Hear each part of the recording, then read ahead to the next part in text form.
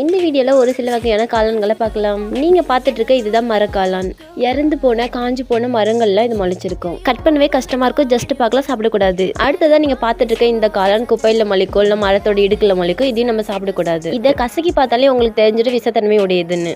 இதுதான் button mushroom. கடையெல்லாம் கிடைக்கும். இயற்கையா அது கிடைக்கிறது கொஞ்சம் கஷ்டம். கிடைச்சா சாப்பிட்டு பாருங்க, செம்ம டேஸ்டா இருக்கும். இந்த மாதிரி ஒரு சில காளான்ல மேல கலரா இருக்கும், அதெல்லாம் டேஞ்சரானது. இப்போ நீங்க பார்த்துட்டு இருக்க இந்த காளான் 100% சாப்பிடலாம். எப்பெல்லாம் மழை பெய்யுதோ அப்பெல்லாம் இந்த காளான் முளைக்கும்.